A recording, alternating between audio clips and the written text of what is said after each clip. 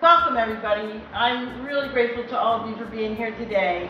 About 6 months ago, we started talking about the fact that there is so much of a problem in Sussex County around the opioid crisis and the epidemic, and so little opportunity for people to get information about it, and so many thoughts that people have, some of them positive, some of them negative, some of them right, some of them wrong. And we really wanted to have an opportunity to bring a nationally known speaker, somebody who could provide some information to help us all to get the facts. Of the 21 states that reported the highest quality data for 2016 so far, the steepest rises in deaths were in this order: Delaware, Florida, and Maryland. There's this compulsive just kind of drive to keep using, no matter what bad things happen. And remember, addiction is a primary chronic disease of the brain. So fentanyl is an unbelievably potent opioid. And even compared to heroin, it's 50 to 100 times more potent than heroin. So for methadone, one of the things that we have some data for is that it reduces mortality from opioid overdose by about 40 to 80%.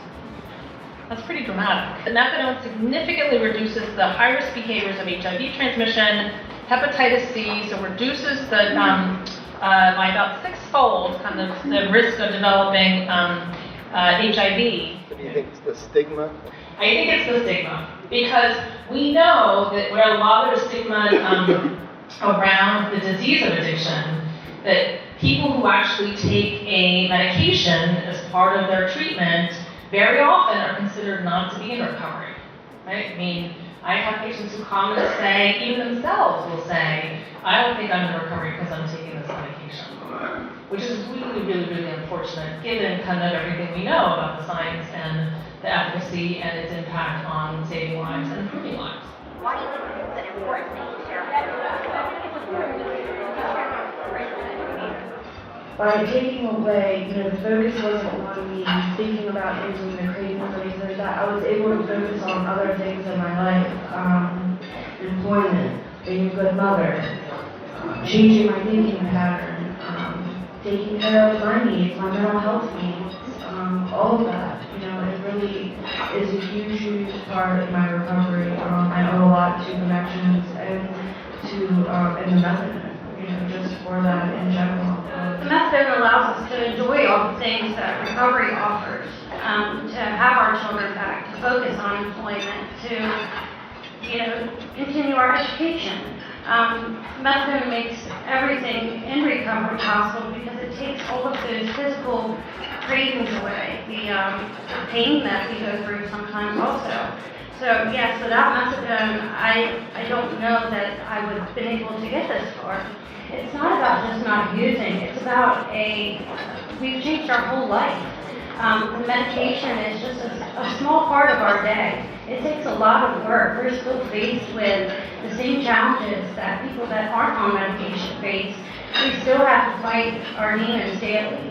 The medication just allows us through the physical part that we don't have to suffer through the withdrawals, that we don't have to suffer through the cravings. But ultimately, we are still working daily, and it's hard, but it's possible.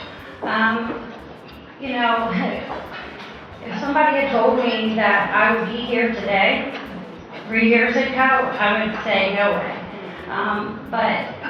So to me, I am definitely clean. I am definitely in recovery, and I'm going to keep on doing it.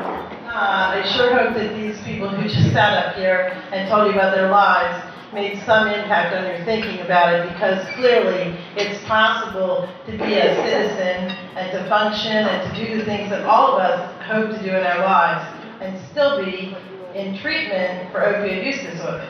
And a lot of times what I hear in Sussex County is, but there are no beds, there are no beds. And that assumes that somebody could go to a 30-day treatment program and be cured. And I hope, if nobody heard anything else, they heard Dr. Olson say, you can't be cured by going to a short-term treatment program of a chronic illness.